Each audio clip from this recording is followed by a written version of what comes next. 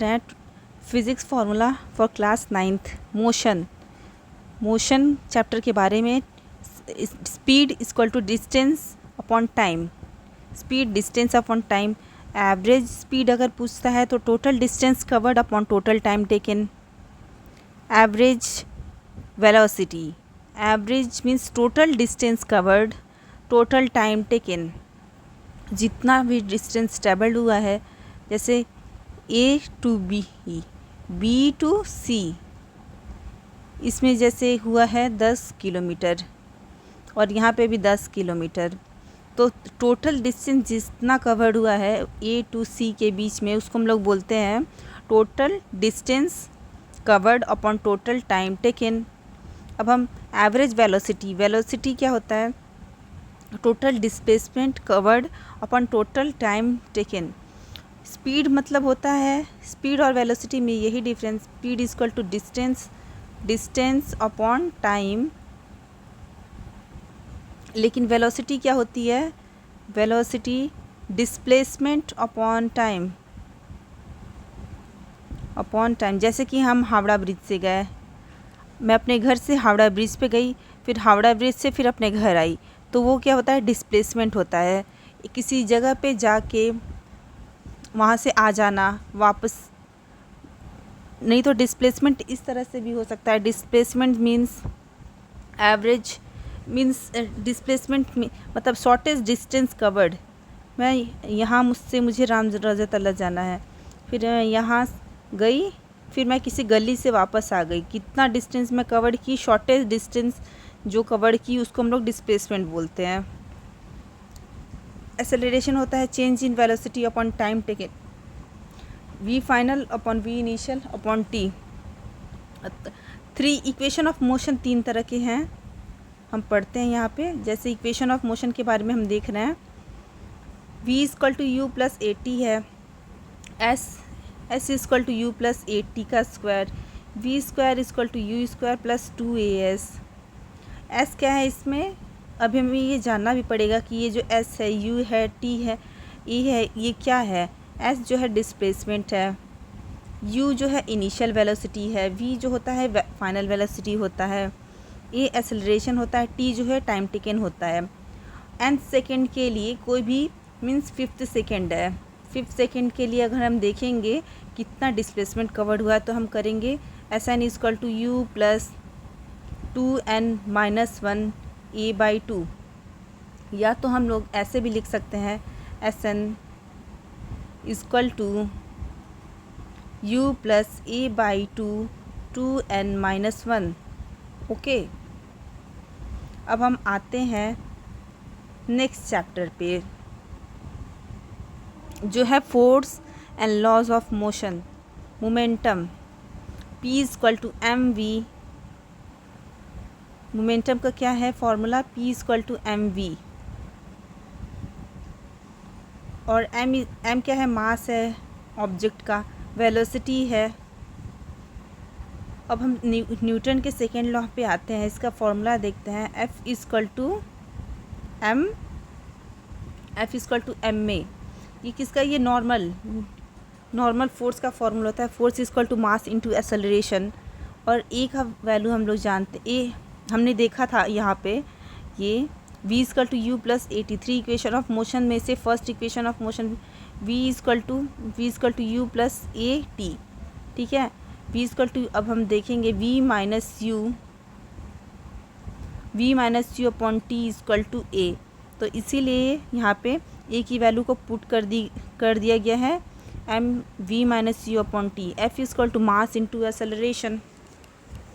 अब हम इम्पल्स के बारे में पढ़ेंगे। इम्पल्स जो होता है j equal to I into del t. Del t means final time minus initial time. j equal to F del t, j equal to F del t, j equal to M v minus u. j क्या होता है? j equal to M v minus u. Law of conservation of momentum.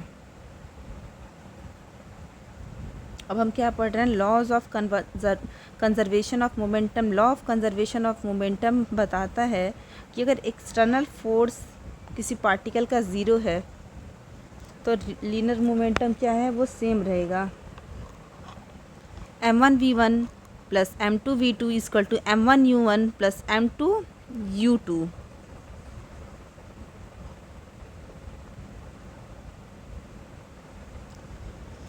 Here script 1 and 2 correspond to the subject of u and v are the initial and final velocity of respective objects। Centripetal acceleration क्या होता है, जैसे कि कोई object है, ठीक है, ये ऑब्जेक्ट को किसी चीज़ से बांध दिया गया है, तो वो ऐसे से राउंड राउंड घूम रही है और इसके बीच में क्या होगा, एक फोर्स लगेगा, सेंट्रीपिटल फोर्स, जिसको हम लोग सेंट्रीपिटल फोर्स, सेंट्रीपिटल और सेंट्रीफ्यूगल, किनारे जो लगेगा सेंट्रीफ्यूगल होगा और बीच में जो लगेगा सेंट्रीपिटल होगा। अब सेंट्रीपिटल एक्सेलरेशन होता है a c equal to v square by r, a c equal to v square by r होता है। Centrifugal force, centripetal force f equal to m, जैसे हमने देखा force equal to mass into acceleration होता है, ऐसे ही एम यहाँ पे इसका वैल्यू जो है वी स्क्वायर बाई आर, क्योंकि ये ऑपोजिट डायरेक्शन में लग रहा है इसीलिए यहाँ पे नेगेटिव साइन लगता है। अब हम आते हैं ग्रेविटेशन चैप्टर पे, जो कि बहुत ही इजी चैप्टर है gravitation. Universal law of gravitation, force equal to mass into acceleration होता है, ये हमें पता है, ये बेसिक फॉर्मूला, इसे याद रखना ही है। तो हम जब इसमें आते हैं, ग्रेविटेशन में आते हैं, तो हम देखते हैं G equal to G M R square means ये रेडियस हो गया, ये डायमीटर, डिस्टेंस हो गया, कोई भी ये है, ये डायमीटर है और इसका क्या है, ये रेडियस है, हाफ वाला पार्ट जो होता है रेडियस होता है। F is directly proportional to capital M into small m are square. Directly F जो होता है, फोर्स जो होता है, डायरेक्टली प्रोपोर्शनल होता है कैपिटल M स्मॉल m से। F equal to G M capital M small m are square, where m and m are two masses separated by distance R. m और कैपिटल M स्मॉल m क्या होता है, मास होता है, capital distance से separate होता है। जी जो होता है यूनिवर्सल ग्रेविटेशनल कांस्टेंट होता है। अब इसकी वैल्यू क्या होती है, 6.7 into 10 to the power -11 newton metre square per kg square. G की वैल्यू है 6.7 into 10 to the power -11 newton metre square per kg square. बहुत ही इजी है इसको याद करना, जी की वैल्यू को याद रखना बहुत इजी है। 6.7 into 10 to the power -11 newton metre square per kg square, ऐसा यूनिट इसका याद रखना बहुत ही इम्पॉर्टेंट है, ये यूनिट हमें याद रखना ही पड़ेगा। फिर हम आते हैं F इसको, जैसे ये होता है force equal to mass into acceleration, ऐसे ही ये जो जब हम ग्रेविटेशन की बात करते हैं तो m एक ही जगह g आ जाता है। g equal to G M upon d square. D क्या है इसमें, distance from point of measurement of the centre of planet. Distance जैसे measurement centre of the planet, centre of the planet है कोई, उसके वो डिस्टेंस जो कि सेंटर ऑफ प्लैनेट के से मेज़र की जा रही है। और जी की वैल्यू हम लोग 10 लेते हैं कैलकुलेशन को इजी करने के लिए, लेकिन अगर क्वेश्चन में 9.81 मीटर पर सेकेंड स्क्वायर लिखा हुआ है तो हमें वही यूज़ करना है। केपलर्स थर्ड लॉ क्या होता है, Kepler's third law R cube upon T square, R cube upon T square जो कि कांस्टेंट होना चाहिए। और यहाँ पे हम देखेंगे कि आर क्या है, आर जो है डिस्टेंस है, आर डिस्टेंस है प्लैनेट और सन के बीच में, आर डिस्टेंस है प्लैनेट और सन के बीच में। टी टाइम टेकन है टू कंप्लीट 1 रिवोल्यूशन, और टी जो है टाइम टेकन जो समय लिया जाता है वो टाइम है। जैसे एक हम लोग राउंड को कंप्लीट कर रहे हैं, वो टाइम जो है t है, और 8 सन और प्लैनेट के बीच का जो डिस्टेंस होता है उसको बोलते हैं।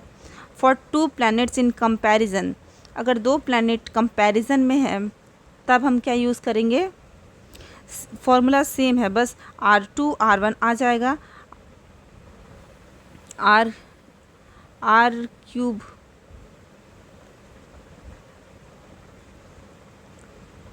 वन मिनट,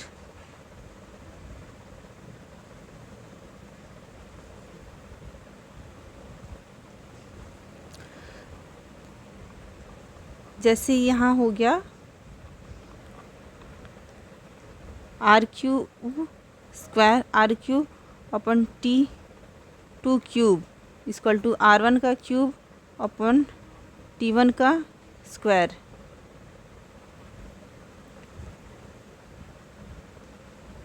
अब हम देखते हैं,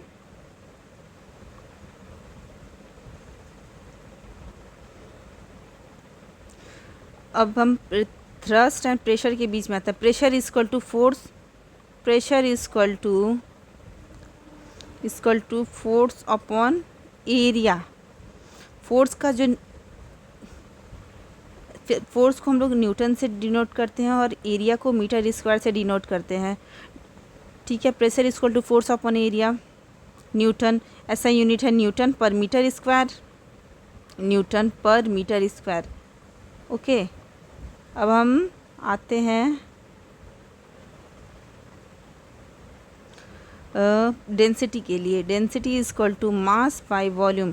मास जो है बॉडी का मास और वॉल्यूम कितना है, कितना, उसको हम लोग ऐसे काउंट करेंगे।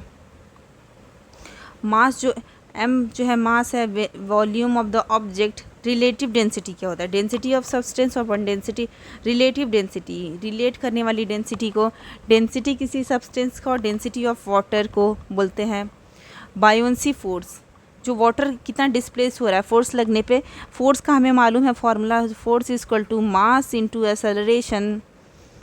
और हम जानते हैं कि अगर ग्रेविटी हो जाता है तो ए एक्सेलरेशन है, उसको जी से डिनोट कर दिया जाता है, जी, जब भी ग्रेविटी का बात आता है।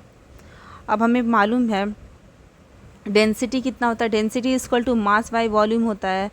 तो हमें मास, यहाँ पे force equal to mass into acceleration formula होता है rho V equal to M.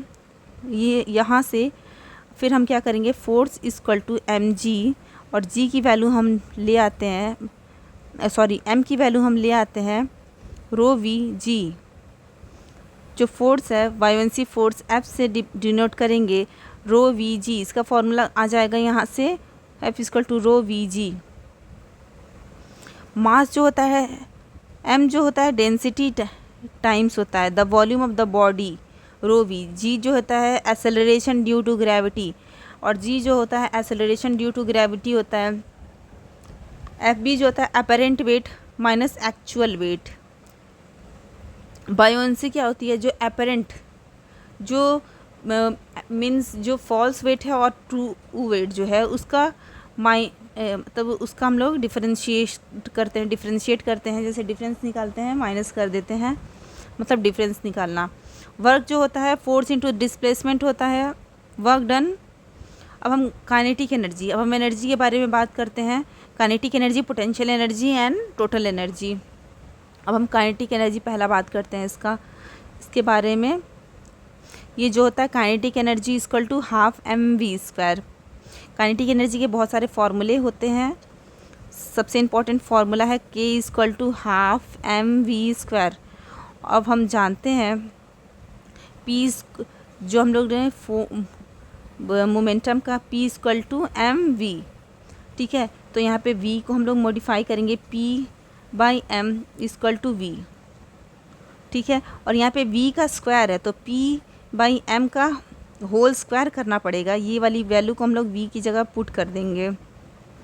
के equal to half M P by M का होल स्क्वायर, तो यहाँ से half M P square M square, तो यहाँ पे डबल एम आ रहा है तो एक एम कैंसिल हो जाएगा, half P square by M हो जाएगा। फॉर्मूला फाइनल आ रहा है K equal to half M P M का होल स्क्वायर, तो यहाँ से एक एम तो कैंसिल हो गया, ये एम कैंसिल हो जाएगा, तो final formula P square by 2m आ जा रहा है। पी मोमेंटम है, पोटेंशियल एनर्जी अब हम देखते हैं। पहला एनर्जी तो हो गया काइनेटिक एनर्जी, दूसरा एनर्जी कौन सा है, पोटेंशियल एनर्जी। पोटेंशियल एनर्जी के बारे में हम पढ़ते हैं, U इक्वल टू mgh होता है, लेकिन हमें अगर 2 पॉइंट के बीच में निकालना है potential energy, A point B, U B final minus initial होता है, U B minus U A equal to M G H, U B minus U A equal to M G H. H यहाँ पे क्या है, distance between 2 point, H क्या है, distance between 2 point. Height बोल लेते हैं, डिस्टेंस बोल लेते हैं उसको हम लोग एच या D. Okay,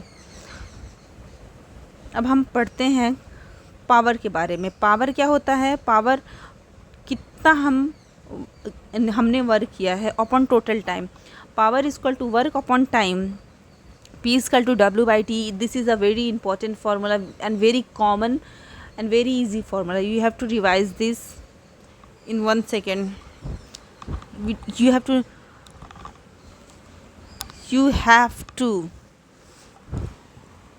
very attentive while learning formulas and revising formulas. Power, अब दूसरा पावर के बहुत सारे फॉर्मूले होते हैं, लेकिन इतनी ज़रूरत है आपको उतना ही बताया जाएगा। Power equal to energy consume upon time taken. अब हम आते हैं साउंड के ऊपर। साउंड जो होती है frequency and time period, F equal to 1/T होगा। साउंड चैप्टर पे अब हम पहुंच चुके हैं। अब हम देखते हैं F equal to 1/T, frequency क्या होती है और टाइम पीरियड के बीच में क्या है रिलेशन, ये देखते हैं।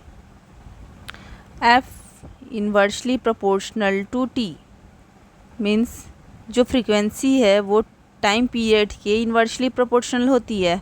F जो होता है frequency, T is time period. You have to remember this. Relation between wave length, frequency, speed and time period. Lambda को हम लोग वेवलेंथ बोलते हैं। वेवलेंथ ये mu T, lambda equal to mu T. Mu ये क्या है, वेवलेंथ, ये है फ्रीक्वेंसी और ये है टाइम पीरियड। ओके, म्यू जो होता है इसी से हम निकाल सकते हैं λ/T, इसी से उसका दूसरा फार्मूला आ जाएगा। और हम जानते हैं 1/T जो होता है, 1/T क्या होता है, फ्रीक्वेंसी का फार्मूला होता है। तो हम लोग म्यू इक्वल टू λf।